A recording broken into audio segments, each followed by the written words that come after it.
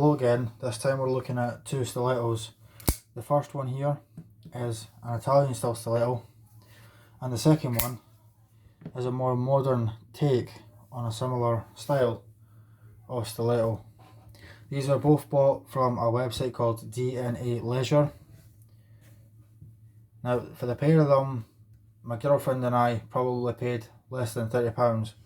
This one here was £15, and this one here was £11 plus £5 delivery. Now let's have a look at this one to begin with. This is a more traditional style of stiletto. Now these are both cheaply made in China, of course, so probably really awful blade steel. This one has no maker's marks or anything. Of course, the other one is anglo arms. I have a feeling these were from the same factory. So we've got a more traditional spear point blade, similar to that to a Swiss Army knife here, and it is hollow ground.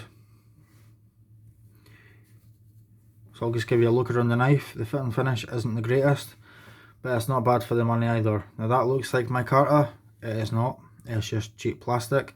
We do have a pocket clip held on with these screws. I might take that off just to give it even more of a traditional look.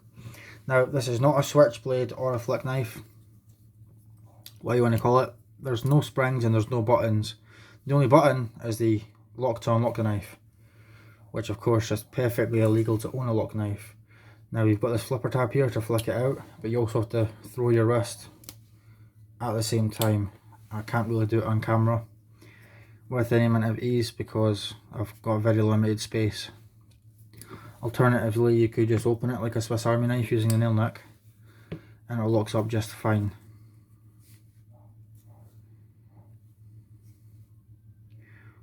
We don't really need to look too much into the quality because, like I said, they're really cheap. This one, the blade is sort of offset at a slight angle. That's not intentional. It shouldn't be like that. But for £10, who cares? I mean, it's slightly over to the right, and there's quite a heavy burr. You can probably hear that on the tip. The other side's fine. That could be fixed really by a sharpener. In fact, you can see there it's kind of bent, and that's before I even used it. But I'm not too fussed. And I'll look at the other one. This is my girlfriend's knife. This is a bit more modern. We've got that grey steel there with the fake mother of pearl handle scales. I forgot to mention that both of these knives, the construction is Torx. This one has a lanyard hole at the back. We've got a more traditional dagger or bayonet style stiletto blade here. Not really sure what kind of grind you'd call that. Flat, I suppose. We've got a swedge here or a false edge, makes it good for piercing. Liner lock as well. The white handle scales with the black blade and that grey metal in the middle looks quite attractive, I think. Now you've got several ways to open up this knife.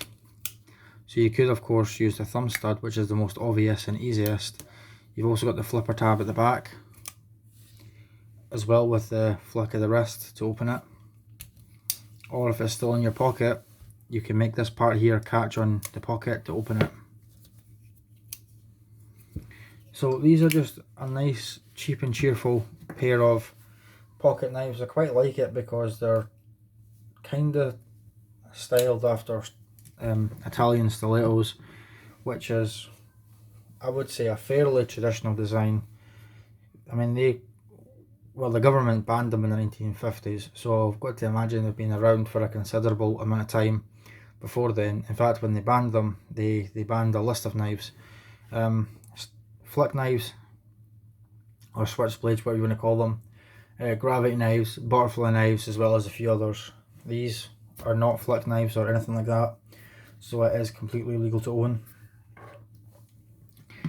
You cannot carry them though because the cutting edge is over 3 inches. I think it's a 4-inch cutting edge, and it has a liner lock. Now this one here, basically the blade is the exact same almost on this one. This one's a cold steel, a replica of a cold steel tiley, a copy even, at a fraction of the cost, also made in China. I just thought they were quite similar. Absolutely nothing wrong with them, especially for the price. I know a lot of knife collectors or serious knife people wouldn't buy these because of the price and where they're from and the lack of quality steel. It doesn't bother me. I like to collect all knives, and this is as close as I'm likely to get with an Italian style stiletto. If you've got any stories from back in the day of you having a stiletto, I'd like to hear it. I say that because most of my audience is a bit older than me, so I'd like to know these things. Let's just do some comparisons. So, victorinox Spartan Swiss Army knife, Manly Wasp UK legal carry knife, and a CRKT bombastic because it's there. Never done a video on that one yet. I'll just open up the blades to give you an idea of what's going on here.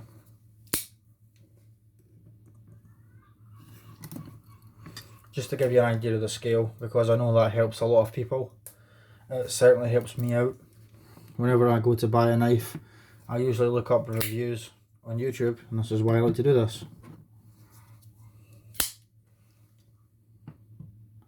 So there, that might help you help with the sizing. Hope you enjoyed that, found it interesting, whatever. Let me know your thoughts in the comments and I'll see you later.